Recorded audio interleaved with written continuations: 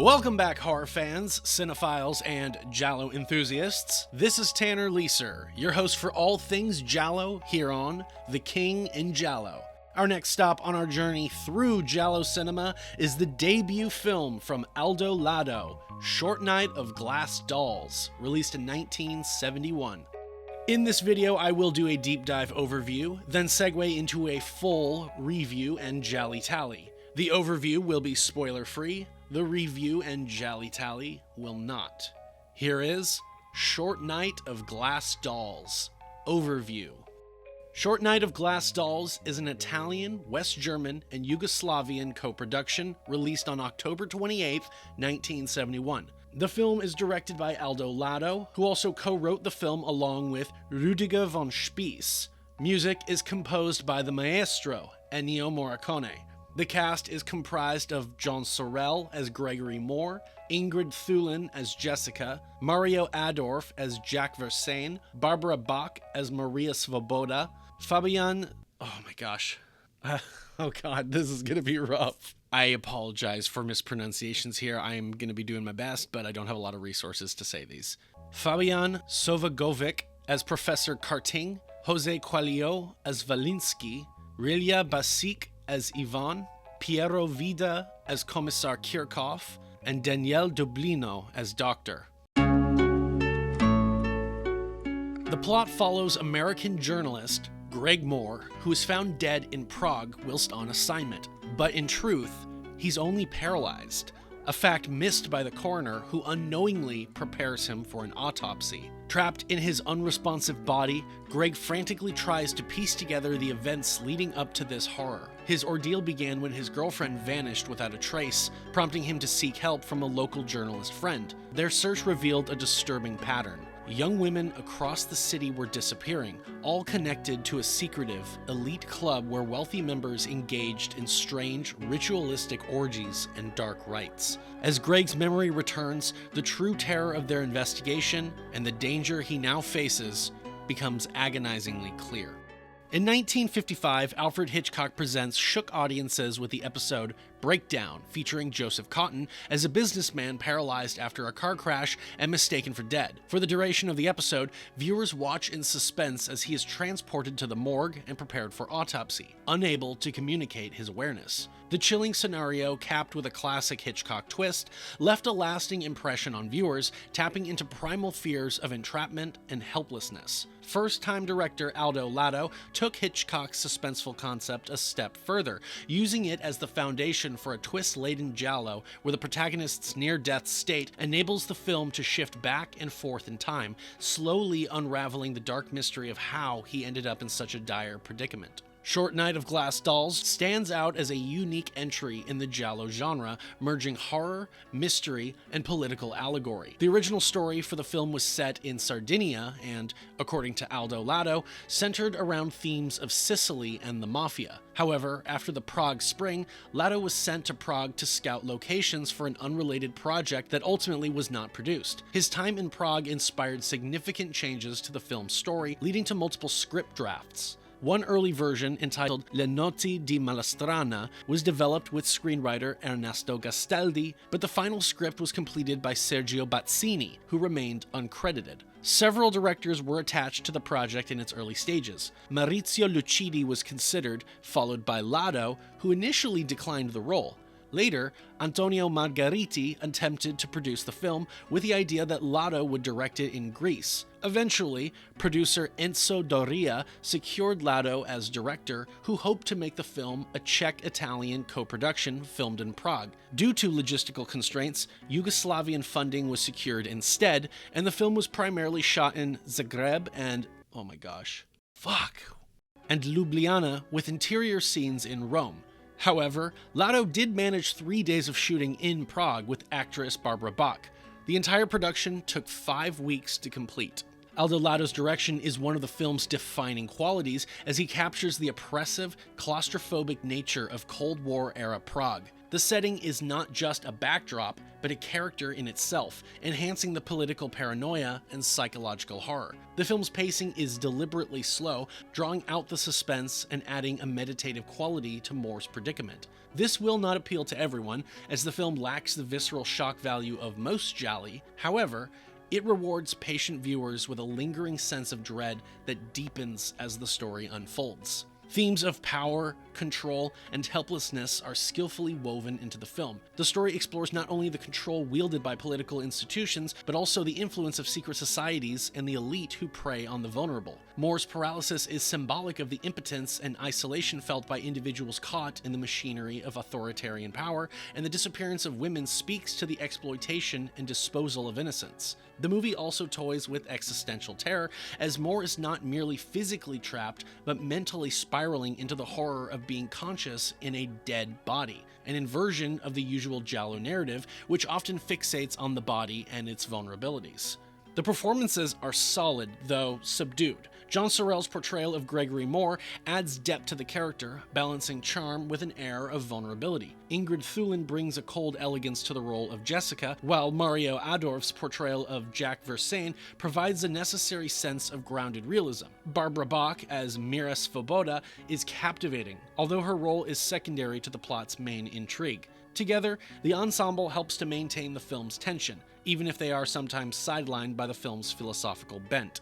Ennio Morricone's score is one of the film's standout features, adding layers of tension and melancholy. Rather than overwhelming the viewer, his music creeps in with unsettling, minimalist melodies that enhance the film's suspenseful atmosphere without undermining the subtlety of the horror. Morricone's work here is characteristically excellent, underscoring moments of quiet dread with haunting effectiveness and reinforcing the slow burn horror at the heart of Moore's predicament. Where Short Night of Glass Dolls stumbles, however, is in its ambition. While it attempts to blend giallo with political commentary and social horror, it can at times feel unfocused. The film's pace and lack of conventional thrills may alienate fans of more action-driven horror. Its narrative is laden with metaphor, and while this can be rewarding, it risks leaving some viewers detached from the story's central mystery. The ambiguous conclusion, although thematically appropriate, may leave some audiences feeling unsatisfied. In the end, Short Night of Glass Dolls remains an eerie, thought-provoking piece that resonates more with those looking for psychological depth and atmospheric horror than with fans of traditional giallo shockers. Its slow burn approach, coupled with a haunting score and deeply embedded social commentary, sets it apart as an early experiment in genre-bending horror, one that would later be echoed by other works merging societal critique with genre elements. This Italian, West German, and Yugoslav co-production gained some exposure across Europe, but never reached American theaters, instead making its US debut in the 80s on VHS through MPI under the title Paralyzed, unfortunately in a heavily cropped version. Director Aldo Lado, born December 1934, was an influential Italian director of film and television, a screenwriter, and an author known for his impactful contributions to the 1970s giallo genre. His directorial debut, Short Night of Glass Dolls, 1971, marked the beginning of his unique career in horror and thriller cinema.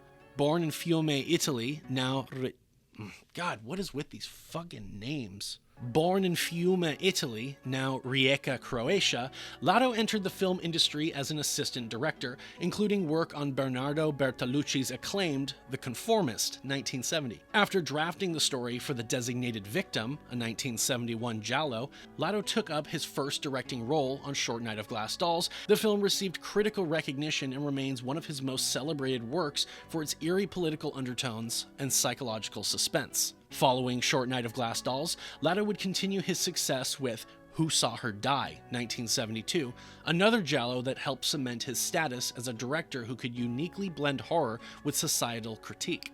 In the years that followed, he directed a range of films across genres, including the romance La Casa Buffa, 1972, the horror drama Last Stop on the Night Train, 1975, also called The Night Train Murders, and is yet another film which some will say is a giallo and others will say it is not, and the Star Wars cash-in, rip-off exploitation sci-fi film, The Humanoid, 1979, credited under the pseudonym of George B. Lewis, intentionally crafted to make him sound like George Lucas. Later, he adapted Alberto Moravia's La Disobbedienza, 1981, demonstrating his versatility. Lado faded out of the limelight for nearly 20 years before returning to direct Il Notturno di Chopin, 2013. This film received mixed reviews, but many critics considered it to be a return to form for Lado, with the plot harkening back to Short Night and the child-centered story being reminiscent of Who Saw Her Die. Lado continued to write into the 2010s with his short story debut in the anthology Nuovi Delitti di Lago, 2016, and his book I film che non vedrete mai, The Films You Will Never See, in 2017, a collection of unproduced screenplays. After Lado's passing in November 2023, the Vespertilio Awards honored his legacy with the Aldo Lado Award, recognizing films that best reflect his cinematic vision and approach to filmmaking.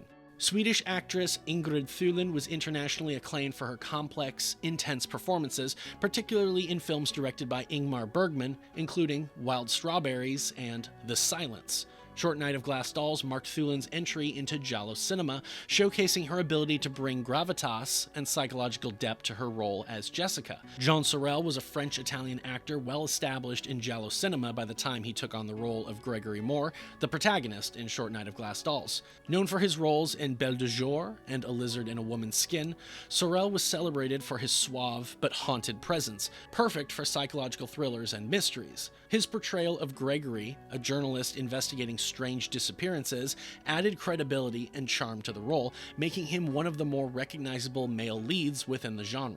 Mario Adorf was a German-Italian actor whose versatile career had already seen him play complex, often morally ambiguous roles in Italian and European cinema. Adorf had previously appeared in the influential crime film The Dirty Game and would become a frequent collaborator in European genre cinema. His previous giallo credits include Dario Argento's The Bird with the Crystal Plumage, 1970, where he played the reclusive artist Berto. In Short Night of Glass Dolls, he portrayed Jacques Versailles, lending a rugged intensity to the role. Adolf's participation added an element of realism and menace, as he often brought a grounded but unpredictable energy to his characters in thrillers and mysteries. Barbara Bach, an American actress, was relatively new to giallo when she appeared in Short Night of Glass Dolls, having appeared in one previously this same year, The Black Belly of the Tarantula. Her striking looks and screen presence quickly made her a favorite in European genre films. In the role of Mira Svoboda, Bach captured the innocence and allure that were often central to female roles in giallo. Bach would go on to further cement her reputation in Italian thrillers and eventually reach international fame as a Bond girl in The Spy Who Loved Me.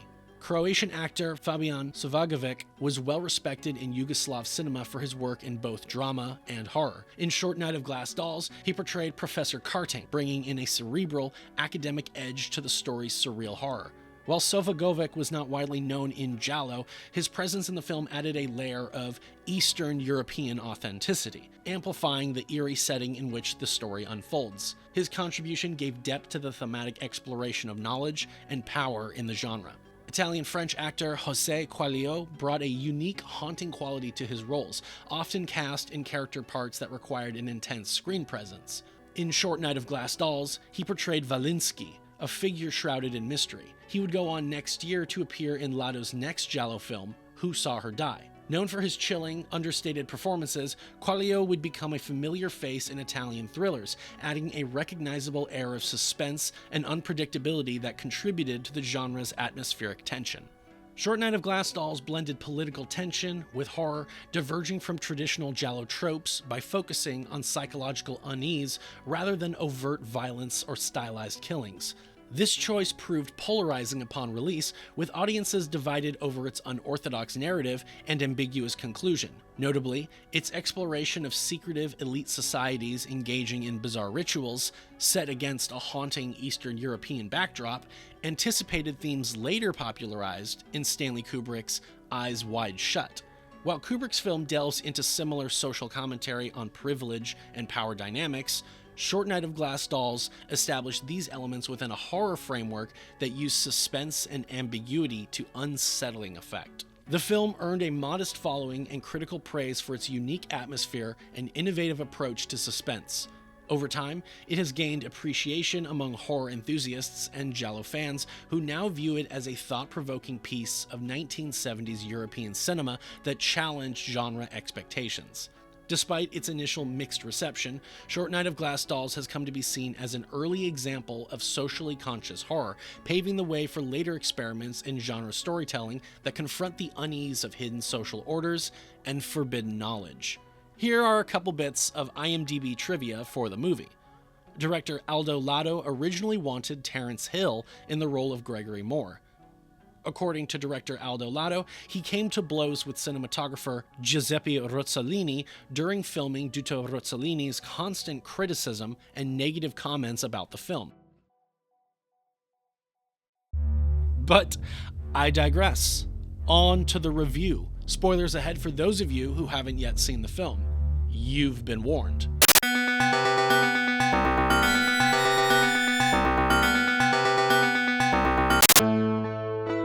My prediction for the movie's GialliTally score. In terms of giallo film cliches, I'm not really sure, but I recall this movie having a fair amount of flashbacks and nudity, and so I would not be surprised if the score was around 700 points. Well, let's begin the GialliTally and review portion of the video, beginning as always with the previewing cliches. The repeat offenders are 1 point for actor, 3 for writer, 3 for composer, and 5 for director. Jean Sorel was in The Double, A Lizard in a Woman's Skin, A Quiet Place to Kill, Perversion Story, A Rather Complicated Girl, and The Sweet Body of Deborah, 6 points. Mario Adorf was in The Bird with the Crystal Plumage, 1 point. Barbara Bach was in The Black Belly of the Tarantula, 1 point. Daniele Dublino was in The Black Belly of the Tarantula, 1 point. Luciano Catanacci was in The Price of Death, In the Folds of the Flesh, and A Rather Complicated Girl, 3 points. Aldo Lado wrote The Designated Victim, 3 points. And Ennio Morricone composed The Fifth Chord, Four Flies on Grey Velvet, The Black Belly of the Tarantula, The Cold Eyes of Fear, The Cat o' Nine Tails, A Lizard in a Woman's Skin, The Forbidden Photos of a Lady Above Suspicion, The Bird with the Crystal Plumage, Vergogna Schifosi, and A Quiet Place in the Country. 30 points. Cliché points for the title, Short Night of Glass Dolls. This title is so deliciously giallo, but unfortunately, no points. First look, 25 points for the Italian director, and an additional 15 points for the movie releasing during the golden age of giallo cinema. And would you look at that, it is plot o'clock. Oh, let me put on a sweater real quick, because we've got us a cold open, 5 points. Foreign locales, Prague, 5 points. Urban locales, 2 points. After a long tracking shot, we get our first Z is for Zoom, 5 points. Animals featured, Crow, 2 points. A man sweeping in the area discovers the unmoving body of a man. He checks for signs of life and hears a heartbeat, except it's actually a legless man on a cart. The custodian leaves to call an ambulance. As the ambulance drives through the streets, we receive our opening credits sequence. First person POV, 5 points. The body is brought in, and the doctor checks for signs of life. He declares the man dead. A narration takes over. The dead man is in fact not dead. He is trapped inside his own body and paranoid that no one has realized that he's still alive. The nurse comes over, but is unable to hear the man's voiceless calls for help. E is for eyeballs, 5 points. Y is for yelling, 5 points. We learn from the nurse that the man was an American named Gregory Moore, found only with his passport and some loose change. Greg was from Springfield, Ohio, and was a journalist. Exposition dumping, 2 points. X is for xenophobia, extra points for the main character being a foreigner, 10 points. R is for reporter, 5 points. The body is brought to the morgue. Well, M is for morgue, 5 points. N is for nudity, 5 points. The undertaker, or coroner, not sure, removes Greg's clothes, briefly considering taking the shoes, which are his size, but thinks better of it. He comments about the body not being as cold as it ought to be. The body is placed into cold storage. Extra points for Z is for zoom, for a zoom on eyes and a zoom on a dead body. 5 plus 5, 10 points. The movie flashes a series of flashbacks as Greg attempts to remember what happened. Around 5 unique beats in total, because a few of the clips are actually from the same scenes. The film jumps back. A scene unfolds in which an elderly man is dead and taken out as a line of onlookers gawk. Greg is on the phone relaying a news story to a transcriber, most likely. T is for telephone, 5 points. Greg tells Jack to give the dead man his hat back as Greg continues to relay the story, which involves political dissidents being arrested for meeting in secret at the orders of the party in power and to be sent to a political asylum. Greg tells Jack that he's leaving early today because he's got a date with Mira. Jessica walks in with more Cold War stories the group can investigate. Greg picks up his girlfriend, actually his fiancée, Mira, from the train station. Later, we hear a narration of the two speaking as a series of flashbacks play out. They discuss their relationship, Greg's fear of something possibly coming between them, and Mira's feeling of uncertainty of the future and how it all goes away when she's with Greg. We find them now at dinner, ending this conversation. Art featured, 5 points. The scene ends on a hopeful note for their relationship, as well as Greg's sentiment of individuality surviving within the people of this Eastern Bloc country against their party's rule. We find the two lovers at home. They discuss the gift she brought him, which is a framed specimen of butterflies, which she goes on to describe the species as being flightless with no survival instincts, only a desire to play on the ground. Symbolism?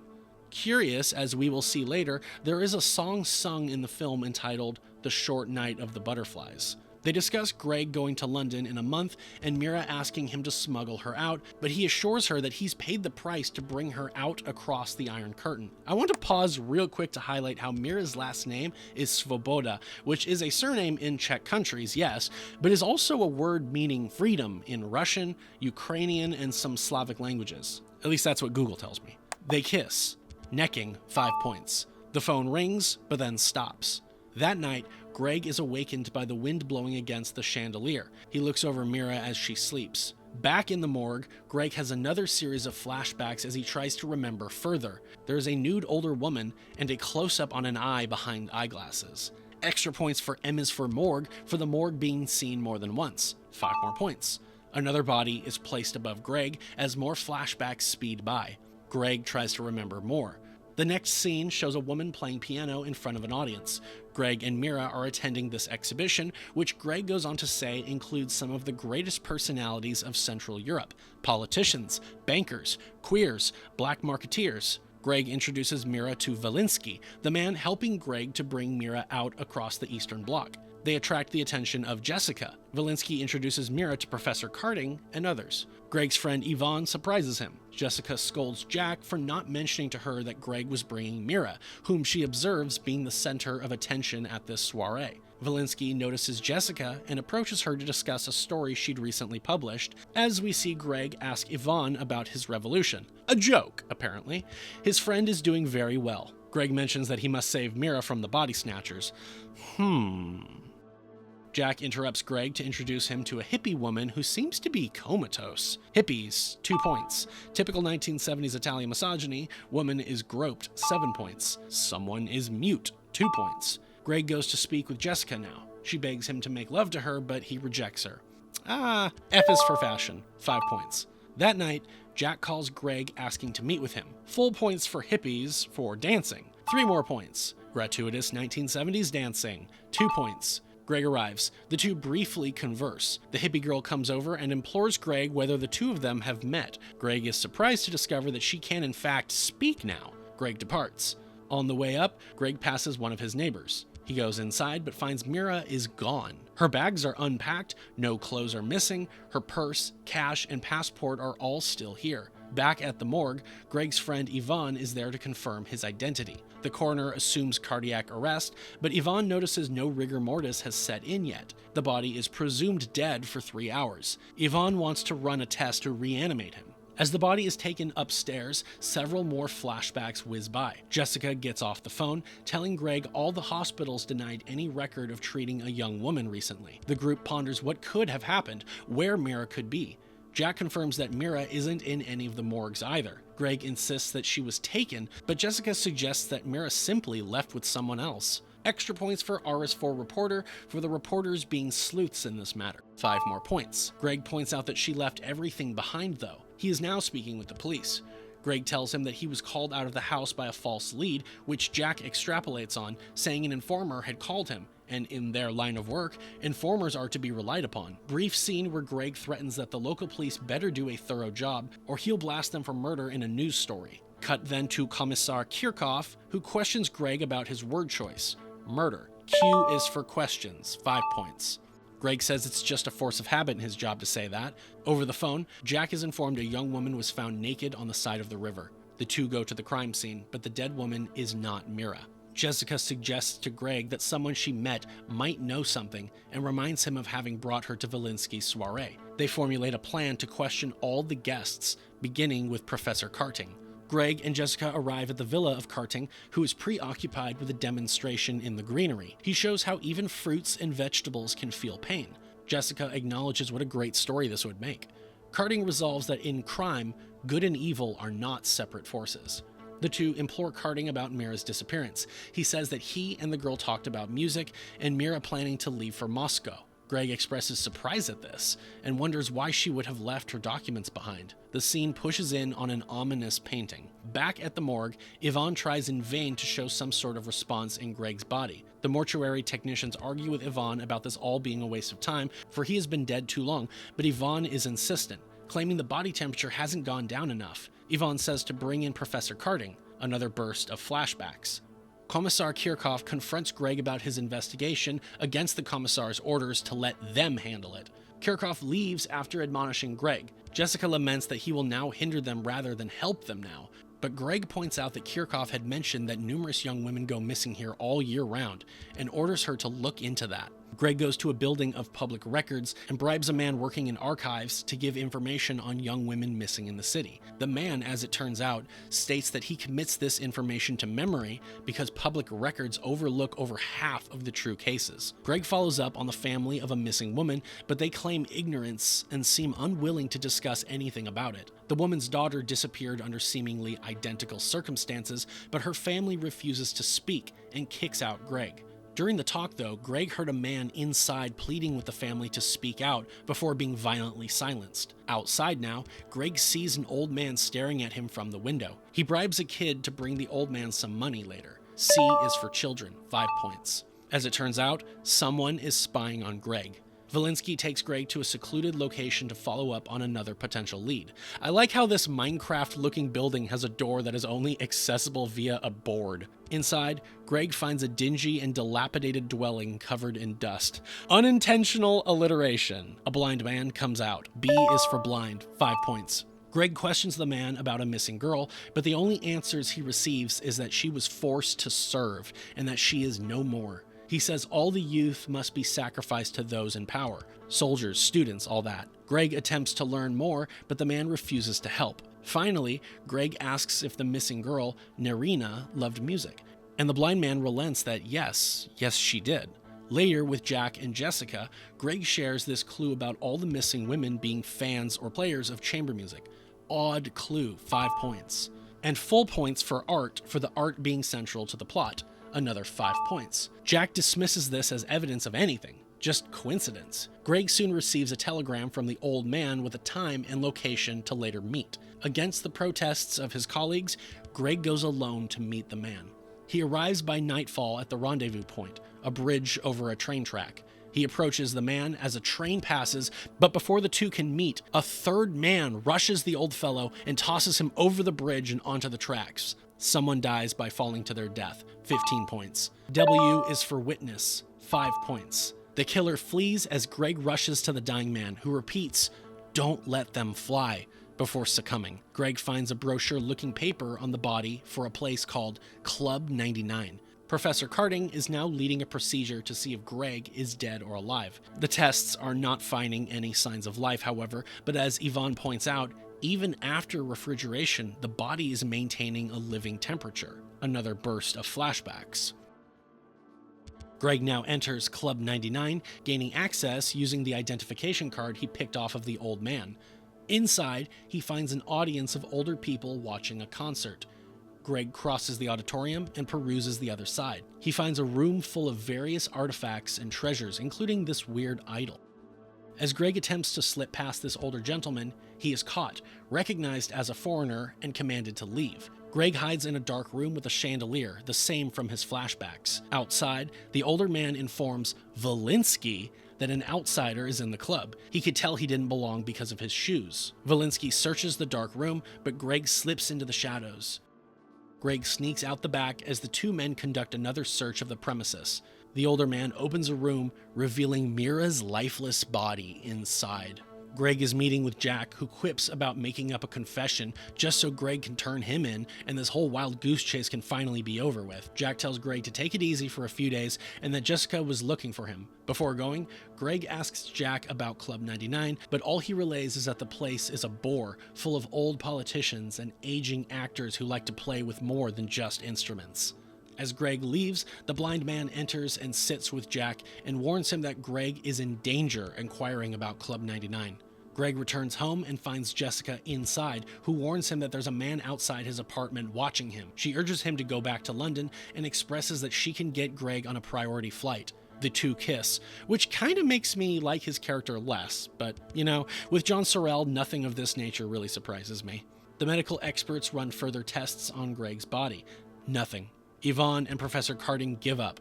Yvonne offers to run the autopsy, but Professor Carding suggests that he can do it during his anatomy demonstration. Cut back to Greg and Jessica in bed. I is for infidelity, 5 points. Greg is still obsessed with what happened to Mira. Well, shit. O is for obsession, extra points for the sleuth being obsessed, 10 points. Jessica goes into a rage over Greg's commitment to Mira, whom she suspects had walked out on him. Extra points for Y is for yelling, for a hysterical woman yelling, another 5 points. She storms out as Greg apologizes for his behavior, blaming himself for everything. Greg suddenly recalls Mira's words about the flightless butterflies, and then the dying man's last words about not letting them fly. The phone rings. Jack tells Greg about his recent conversation with the blind man. The club boasts international meetings. They stockpile an insane amount of tropical flowers, and the 99 in their name refers to black magic rituals. Jack finishes by saying that he's outside the club now. They are meeting, but there's no concert planned. What could they be doing? Greg agrees to meet him. The call ends, but someone intercepts Jack in the phone booth. K is for knives, 5 points. The killer's identity is hidden due to the framing, 2 points. At home, Greg then remembers the totem he found at the club. It was a butterfly. Greg finds the phone booth, but Jack is missing. On the phone is blood. He wipes the blood off, but hears footsteps. He drops the hanky and investigates the sound. He sees someone running through the alley and gives chase, passing by the corpse of Jack. Foot chase, 5 points. The person loses Greg in a crowd observing a guitarist busking. The song features lyrics about butterflies. A suspicious man hides in the crowd unnoticed by Greg. This man seizes his opportunity and dunks Greg over the bridge and into the river. Cut to Greg being chewed out by Commissar Kirchhoff, who accuses Greg of using morphine with Mira, which led to her overdosing and Greg having to dispose of her body. Kirchhoff says they will treat this as an accidental killing and Greg will be allowed to leave the country. Greg continues to mumble about Club 99 and butterflies. Kirchhoff informs Greg that he will likely undergo psychiatric treatments. Valinsky steps out of the shadows to tell Greg that he will take him home. During the car ride home, Valinsky admits that he is the club director, and if only Greg had asked, he would have happily shown him the club. He offers to give him a tour tomorrow, but Greg insists that he needs to go tonight. Later that night, in bed, Greg seems mesmerized by the chandelier. He seems to hear Mira in agony. The refrigerator door creaks open, revealing Mira's body stuffed inside and a handgun. Greg clutches the gun and sticks it in his mouth, but stops at the sound of the police trying to barge in. Greg flees. In the morgue, we hear Kirchhoff telling Jessica and their colleagues that Greg killed Mira as well as Jack because of a derangement he had. Jessica doesn't believe the theory. Greg's body is carted into an operating theater with medical students looking on. We cut back to Greg waiting outside Club 99. As the older man from before closes the gate, Greg slips inside. He sneaks around the building from one room to the next. The man who's been spying on him passes by, allowing Greg to run past. Greg then enters the darkened room from before and stumbles upon a terrible sight. The cult of old people are naked and engaging in a black magic ritual. At the center of the scene is Mira. The two make eye contact from across the room. Greg approaches the altar, but it's not Mira. H is for hallucinations, 5 points. Valinsky reveals himself, stating to Greg that the girl is not Mira, that she was a rebel who refused sex and gold, which the cult uses as bait across the world because it suppresses the will to resist. More elders emerge from the shadows. They cryptically announce how the oldest must beat the drums, as the youngest must go to battle, and that so long as there are youths willing to die, they will remain in power. They detest those who cherish freedom and must remove them. Orgy scene, 7 points. V is for voyeur, 5 points. P is for priest, 5 points. The black priest repeats the tenet that the young and rebellious must be sacrificed. Aardvarking, 10 points. Greg falls into madness as the priest informs him that he will be found dead despite his mind still being alive long after he is buried. We see glimpses of the morning when Greg's body was discovered. Jessica enters the operating theater. The audience bears witness as the professor speaks about the procedure. G is for gloves, 5 points. The body is marked for incision. The shutters are lowered. Greg is vaguely twitching, but it is not enough.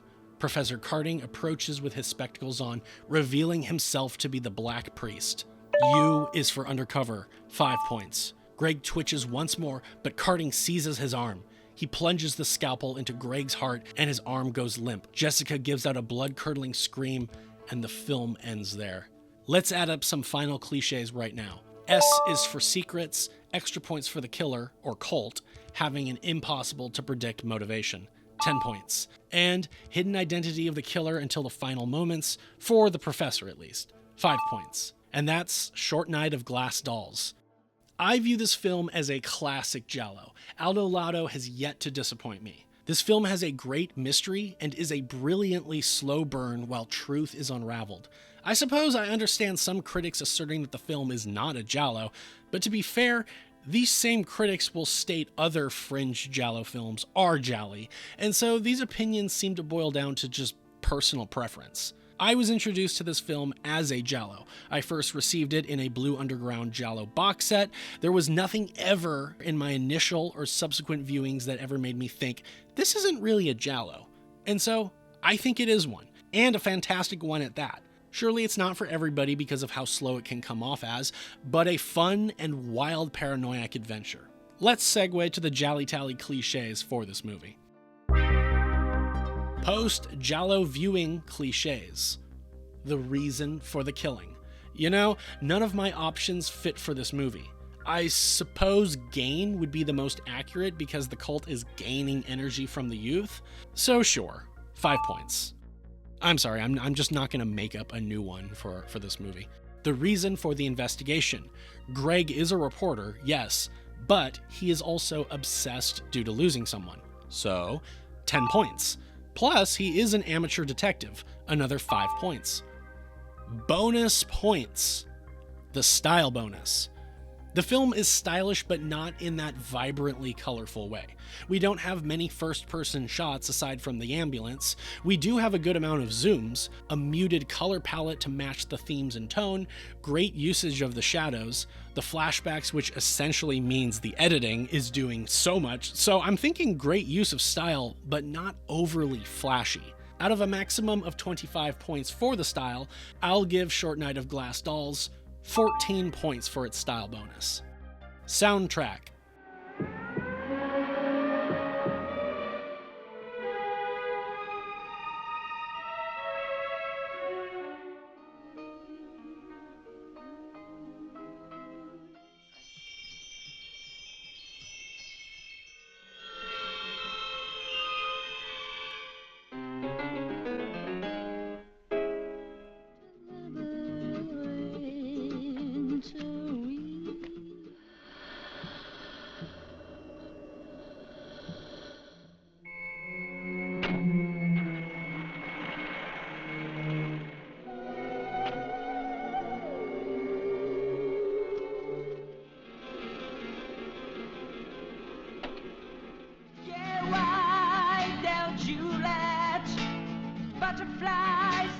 Yes, 15 points. Bad effects. We do have a fake body falling, 15 points. First look, extra points. The Deadpool, tallying how many kills and deaths are featured in the film.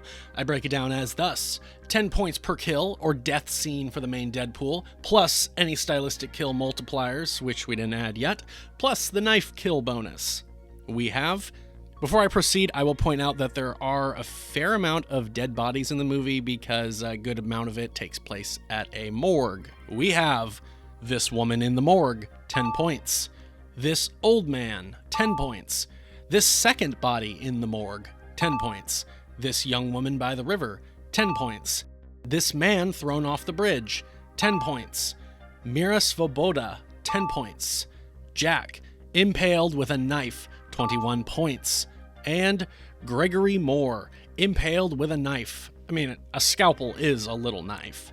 21 points. Extended Deadpool for those other deaths mentioned but not seen. I'll give 3 points for each, and we have the first missing girl investigated by Greg. I think her name is Monica? 3 points.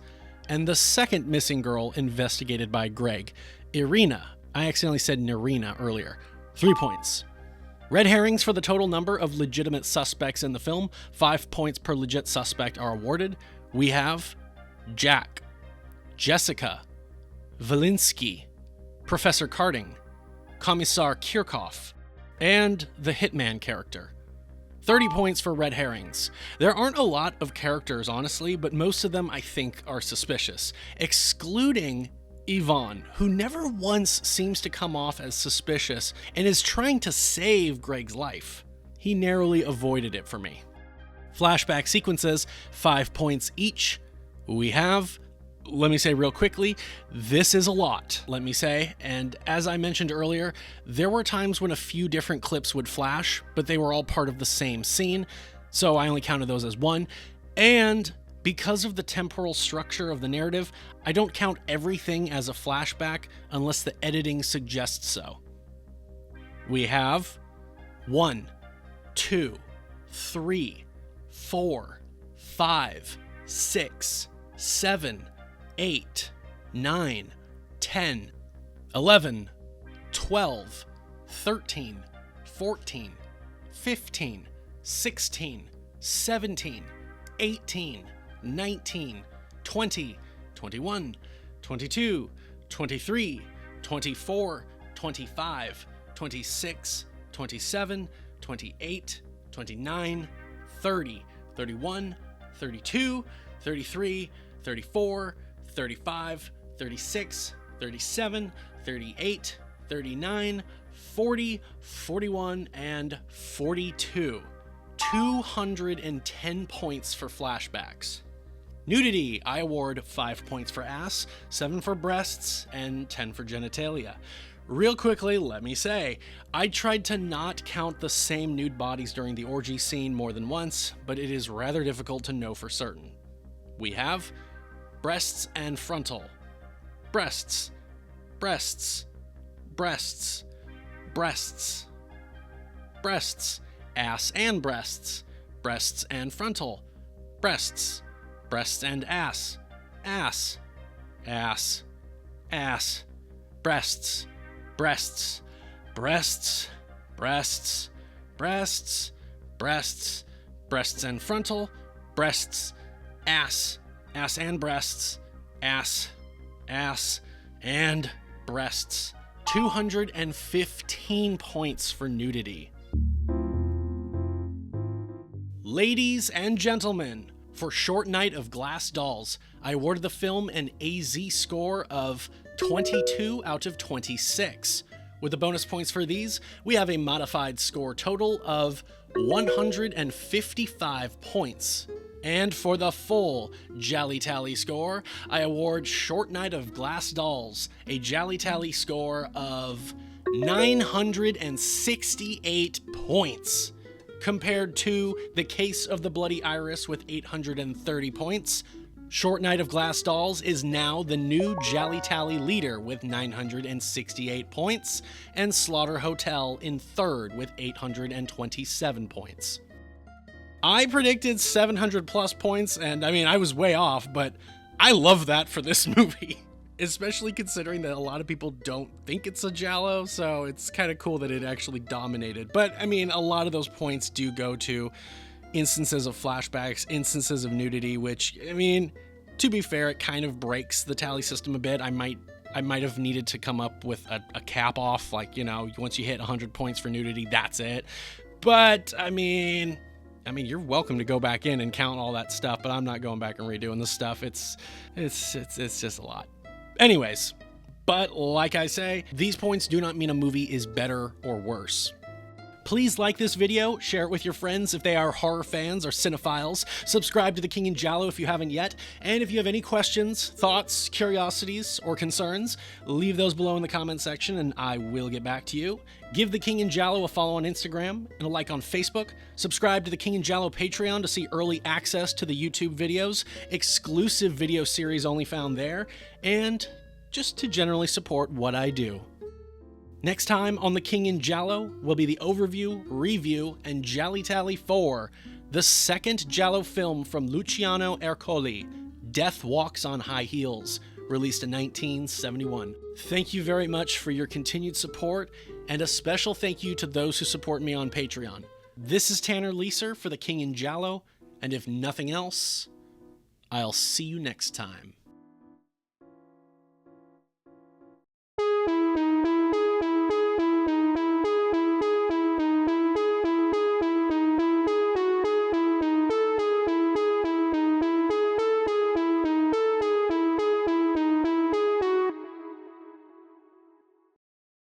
She's nice and solid here, a good face, and she's blonde, I think.